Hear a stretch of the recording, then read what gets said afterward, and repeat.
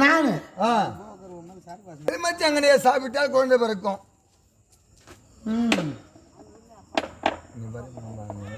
போயிட்டு அப்படியே பண்ருட்டி பஸ் ஏறினாங்க.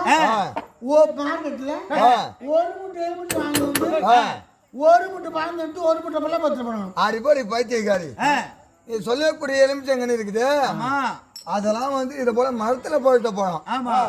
ஆனா நான் சொல்லக்கூடிய எலுமிச்சங்கனி இருக்குது சிவபெருமான் கரத்திலே கரத்தை அப்படி நீட்டின உடனே இந்த கரத்திலே எவ்வாறு கண்ணி உருவானதோ அதை போல அவன் வயிற்றுல கரு உண்டாகும்.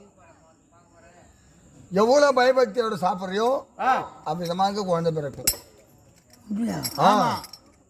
நெசமானும் கசமானும் தான்.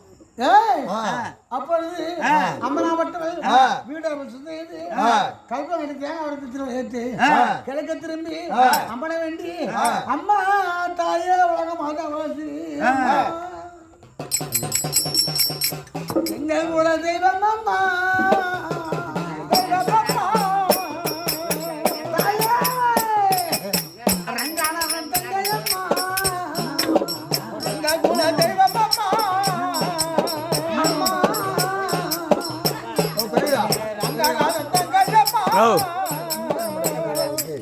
என்ன அவங்கள்ட்ட என்ன சொன்ன?